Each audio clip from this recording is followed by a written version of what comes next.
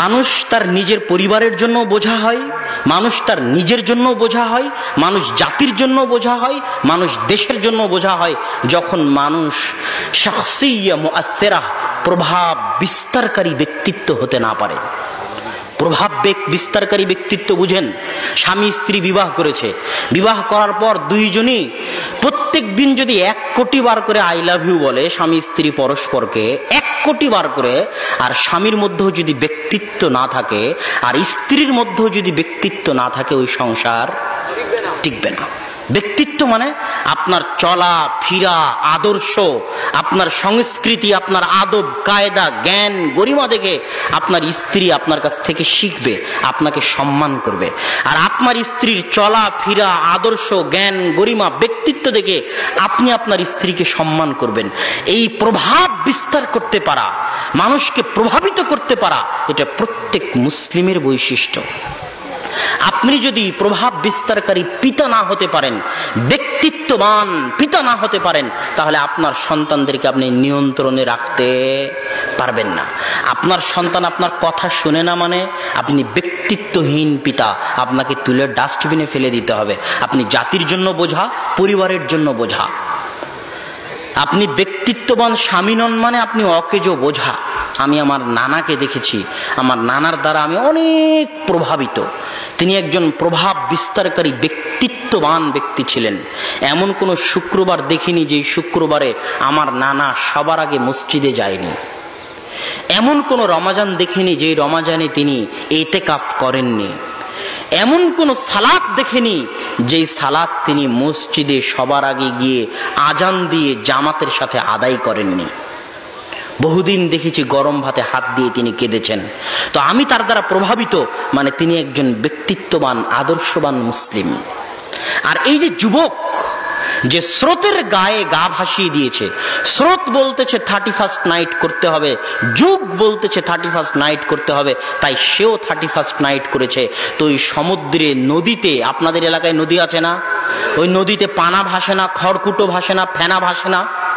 ওই পানা খড়কুটো ফেনার যেমন কোনো মূল্য নাই, এই যুবকের তেমন কোনো মূল্য নাই। কেন? তার জীবন শেষ হয়ে যাচ্ছে। আল্লাহ তাকে একটা নির্দিষ্ট জীবন দিয়ে পৃথিবীতে পাঠিয়েছে। আপনাকে যদি বলি আপনার বাড়ি কোথায়, যুবককে বলতেছি, কেননা কথা এখন যুবকের সাথে। তো যুবক যদি বলে যে আমার বাড়ি নবাবগঞ্জ দিনাজপুর, তাহলে উত্তর ভুল হবে। যুবকের বাড়ি কোথায়? যুবকের জন্ম যদি 1993 হয়ে থাকে আর মৃত্যু যদি 2060-70 হয়ে থাকে, তাহলে যুবকের বাড়ি হচ্ছে 1993 থেকে 2060 পর্যন্ত। এই সময়টুকুতে সে দিনাজপুরেও থাকতে পারে, লন্ডনেও থাকতে পারে, সমুদ্রেও থাকতে পারে, মরুভূমিতেও থাকতে পারে। কথা মনে হয় বুঝাতে পারিনি আমি। আপনার বাড়ি হচ্ছে মহাকাল। আল্লাহ যেদিন পৃথিবী সৃষ্টি করেছে সেই দিন থেকে পৃথিবী ধ্বংস হওয়ার মাঝামাঝি একটা সময় আল্লাহ আপনাকে হায়াত দিয়ে পৃথিবীতে পাঠিয়েছে। এই সময়টুকু হচ্ছে আপনার থাকার জায়গা। এই সময় যেই দিন শেষ হয়ে যাবে, আপনিও সেই দিন শেষ হয়ে যাবেন। এই সময়টুকুর মধ্যে আপনি বগুড়াতেও থাকতে পারেন, লন্ডনেও থাকতে পারেন, দিনাজপুরেও থাকতে পারেন। কোনো স্থানের সাথে আপনার বাড়ির সম্পর্ক নয়, সময়ের সাথে আপনার বাড়ির সম্পর্ক, সময়ের সাথে আপনার থাকার সম্পর্ক। একটা করে বছর যাচ্ছে মানে ওই একটা করে সময় শেষ হচ্ছে। আপনি মৃত্যুর দিকে এগিয়ে যাচ্ছেন। পরীক্ষার হলে বসে থাকা যুবক যেমন পরীক্ষার সময় শেষ হওয়া দেখে আনন্দ করে, ওই যুবক যেমন বোকা, ওই যুবক যেমন গর্ধব, ওই যুবক যেমন গাধা, ঘেলুহীন, ডাস্টবিনে ফেলে দেওয়ার যোগ্য। যারা 31st নাইট পালন করে, এখানে যত যুবক উপস্থিত আছে তাদের সকলকে লক্ষ্য করে বলতেছি, তারা যদি 31st নাইট পালন করে থাকে, তাহলে তারা ওই পরীক্ষার হলে বসে থাকা ছেলের চাইতেও বোকা, ওই পরীক্ষার হলে বসে থাকা ছেলের চাইতেও গাধা, গর্ধব, মূর্খ, ঘেলুহীন। এদের থাকার জায়গা ডাস্টবিন। এরা সমাজে আর থাকতে পাওয়ার মতো যোগ্যতা এদের মাঝে নাই।